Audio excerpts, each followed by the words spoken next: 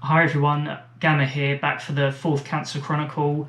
I'm quite surprised that I've been able to maintain a routine like this consistently. I know that this video is coming out a day late. Apologies for that. I mentioned when I was streaming yesterday that I had a pretty bad headache or migraine coming on, so I basically went and slept it off for about 14 hours, and now I feel better and I sort of did the things I had to sort out today. As you can see from where the set around me sort of looks a little bit more formed as it did recently.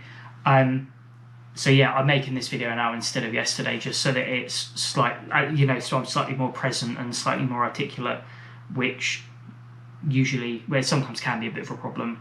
I worry that I sometimes sort of stumble into rambling or going off on massive tangents, which I'm doing now, and I'm not going to let myself do.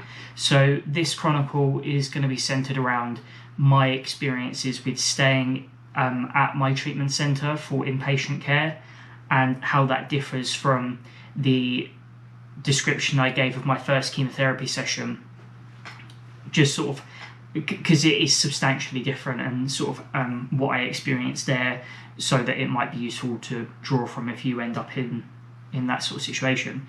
So I've mentioned before that the chemotherapy that I did, like my chemotherapy regimen, so 9 months, included 5 different chemotherapies.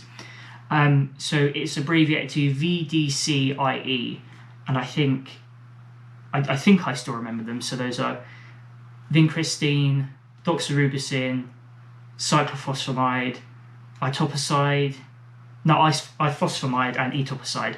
So quite a lot of long, complicated, nasty sounding names, especially doxorubicin. I mentioned in my last video, I think it was, that doxorubicin has the nickname the Red Devil because of the sheer amount of side effects that come with having to take it. The treatment centre I went to used to have, I guess, entertainers or representatives of charities coming at least once a week just to interact with patients and sort of lighten the mood there. And one gentleman that I met a couple of times, he was like a spoken word poet, and his specialty was if you gave him 3 words, he would create a poem on the spot, and he'd do it back to you on the spot. So you gave him words, and people would either give him like apples or something like that, like roller skates or something like that. I would just give him my chemo names, and he managed to do it. In all fairness, I can't remember what it was, but he managed to do it. He used my chemotherapy names, which is pretty impressive. So in the last video, I described my chemos. I'd have them every 2 weeks, except for when I had my surgery, and these would alternate. So in one session, I'd go in for just 1 day. I'd have my clinic where I spoke to my oncologist, my pharmacist, or a number of people that were sort of managing my care. And I'd have 2 chemotherapies while I was there, so those would be vincristine and cyclophosphamide. So I'd have those as well as some fluids and my medications, and then I'd be given the doxorubicin in this little pouch to take home, and I'd have that removed by nurses that would come round to. Well, at first I had people come to my home, but I ended up finding it easier to go to my local hospital, and they have it's almost like a specialist triage centre for people who have sort of long-term health problems. I think that's probably the easiest way of describing it, but I go there to have my PICC line changed once a week, which really sucked. Getting a PICC line changed hurts, because there's quite a lot of bandages and adhesives they have to put on to make sure that it stays safe from infection. But that would often involve having like an orange sticky patch that was attached to one of the bandages and went right over the the opening where the line went into your body. So that would tug at the line. So that's why I had crocodile clips attached. I think they're not crocodile clips, something like that, attached to make sure that it wouldn't come out. Which is not something that everyone does have. A lot of people can't have that for whatever reason. So they have sort of this awkward dance of making sure their PICC line doesn't fall out whenever they have it cleaned. So yeah, not very fun. The other cycle I had, which was just the IE chemotherapies, took place over 5 days. That was because the dosage was quite high. So you'd have it given over several days, and it was more staggered so that it could be flushed through your system a lot quicker. So these chemotherapies are quite damaging to parts of your body like the kidneys and bladder, I understand. So you have to be given them over a sort of a staggered period of time so you'd have like 2 bags of chemo a day, and then they'd give you this sort of 24-hour flush that was constantly cycling through your chemotherapy, sort of through your body and back out as quickly as it could. So the chemotherapy would do its job of targeting cancerous cells, and then you could just get rid of it so it doesn't linger in your body to do any more damage. So to do that, rather than having to travel into London every day to go and do chemotherapy, they would have us stay in a place called the Cotton Rooms. And the Cotton Rooms is basically a hotel that's managed by the NHS and is just round the corner from your treatment centre. So you would go to the Macmillan Centre and have your chemo done during the day. You would stay there for your clinic and your chemotherapy and whatever other treatments you needed doing. And then you, at the end of the day, would have your flush change, so you have another 24 hours worth of fluids running through you, and then you would go and stay at the Cotton Rooms, and that afforded sort of a little bit of extra freedom in the sense that if you wanted to, and I did when I had the energy, because it's on it's located in quite a central, busy part of London, you could wander up the main road and go to restaurants or go and do some shopping. It's kind of difficult to do it when you're sort of tethered, in the same way you would be to a drip stand while you had chemotherapy. You're sort of tethered to this big backpack, which you have to be very responsible with, because it can be quite easy for you to get twists which shuts off the water flow, or you could get bubbles in there. Luckily I couldn't get, like, these bubbles wouldn't put oxygen into my bloodstream. I wasn't at risk of that because that's like a big problem, but it still disrupts the flow of fluids, which would set off this alarm. So if this alarm did go off, you would have to march back to the Macmillan Centre, or if it's too late in the evening, you'd have to go to the big hospital that's right next to it and go up to T12, which is sort of the other cancer ward, which has, I think my understanding of it was, people who were staying there who were more significantly ill or struggling with side effects, or children. I think that's how it worked. So naturally I was quite a bit more apprehensive to spend more time there than I was in the Macmillan Centre, which is quite a more, I say upbeat, comparatively speaking it is more upbeat. There's more nurses there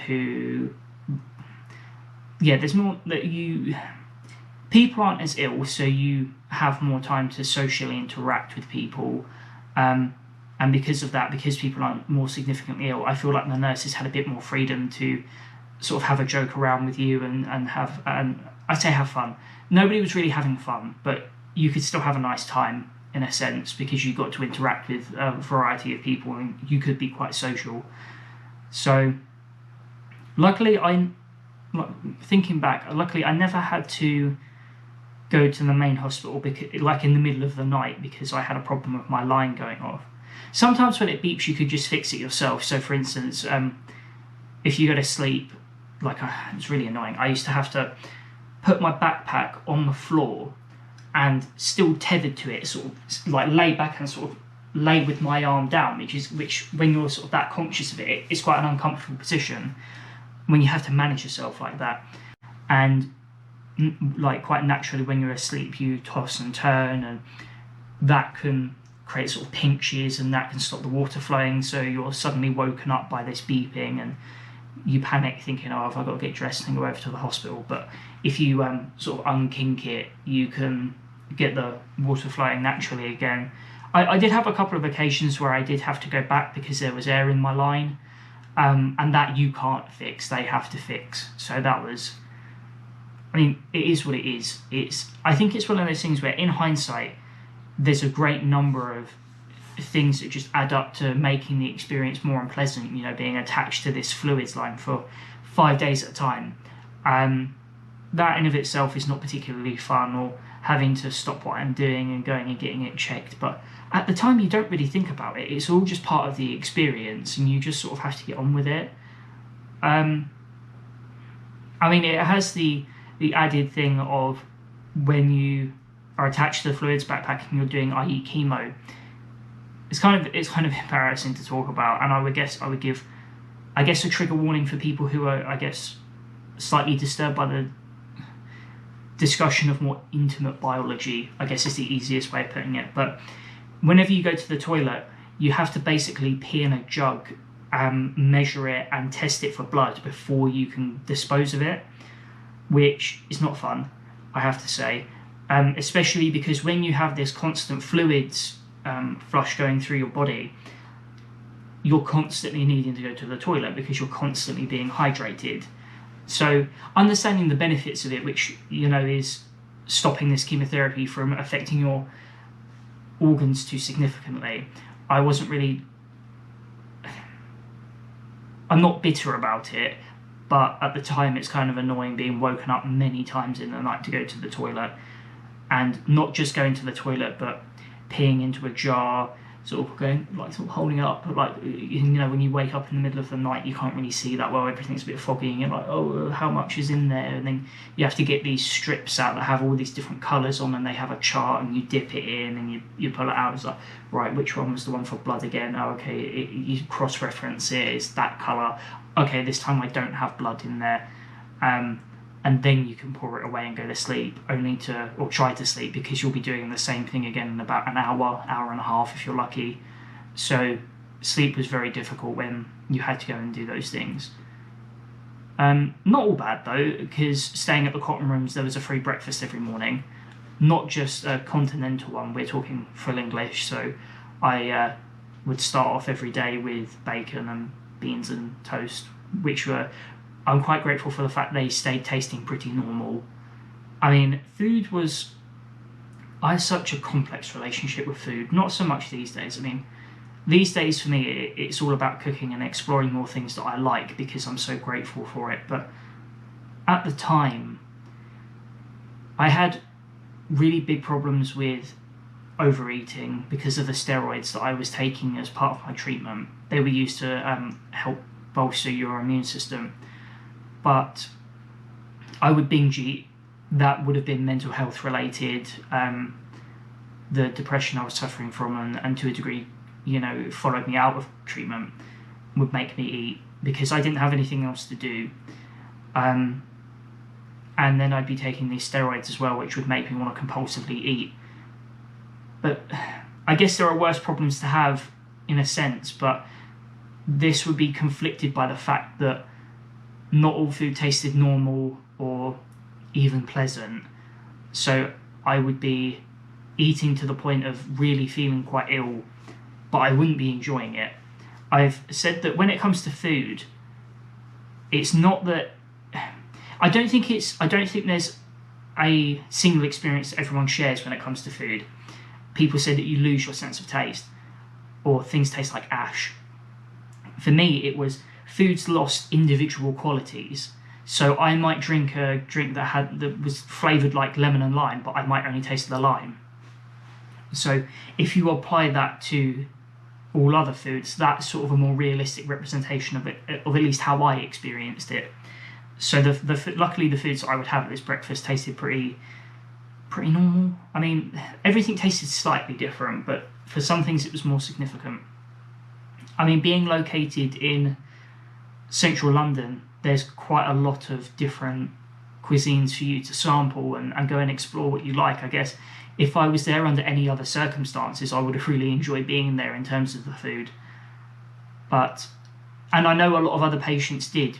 They had this big book of recommendations, and other patients would write about their experiences or put photos in there or menus so that you could read through and figure out what you might want to try when you're up there. And I did to an extent. I did try a few new places that I really enjoyed. And then a few foods that I had while I was up there are completely ruined for me. I think the place that I enjoyed the most while I was up there, I'm going to start with what I enjoyed, was a place called the Japanese Canteen, and their food is amazing. I can't remember exactly what I'd have from there. I had a few different bits from there, but it's brilliant. I would never queue there because it's very busy because the food is lovely. So I would instead send my dad there to go get the food instead, and he didn't mind queuing. He didn't make a fuss, especially on occasionally when I pay for it, he wouldn't mind either. The people who work there are lovely as well. I went there. I grabbed food from there once when I did my 5-day chemo. I went there to grab food to take home or eat in the car. I usually don't enjoy eating on the car, especially these days, because the medications I'm still on have sort of reignited a childhood issue I had with travel sickness. That seems to be more prevalent these days. So I don't really eat in the car. I did at the time because I was on different medications. Anyway, that's secondary. So I went to go get the food, and they have a 10% discount for NHS workers, or I think people in that are related in a certain way to the NHS. But they applied it because they didn't even mention it. They just applied it because I was up there doing treatment and sort of spending. They just a really great example of kindness there, and they have my business for life. So naturally, next time I'm up in London and I guess things are a bit more calm in terms of the COVID pandemic, I will be going there, and I would recommend it to everybody who's up in that area. I don't know if it's a franchise. I don't know if they have more locations, but that one is definitely a really great place to go.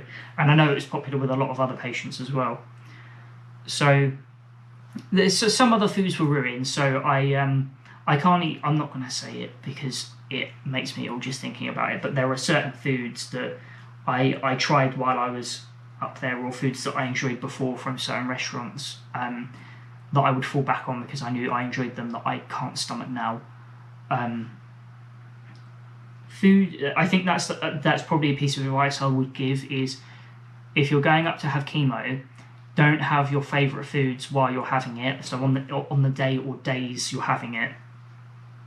Excuse me. Also, so don't have it while you're having chemo on that day. I would also leave it a couple of days afterwards until you're at least settled. I think, because even though my medication was really good at stopping me from feeling sick, they would always, I didn't feel like I was going to vomit and I didn't feel sick, but there was always like a really mild, I guess, queasiness that was there, like your stomach never felt fully settled. So I think that's the main thing from that. I think other than that, it was very similar to having chemo normally. You would go in for the day, you would have your treatment, and then you would leave again. I guess it had the added bonus of you felt more comfortable. I definitely felt comfortable there while I was having treatment. There was a period of time in my life when I felt more comfortable being at my treatment centre than I did anywhere else, because I felt safe there, because I was in the presence of medical professionals pretty much constantly, or they were within very close reach. So I guess that's true for everyone in a sense. I guess you're never too far away from hospital, but people I knew personally and people that were familiar with my situation who could provide that more personalised care, I suppose. And that's also true of the sort of triage centre I go to for having my line changed as well. I've mentioned before my oncologist and my nursing team, Dr. Strauss, and all of the nurses who are absolutely lovely that work at my treatment centre. I also had Dr. McGuinness at my local triage centre, who's an absolutely wonderful doctor and an even nicer person.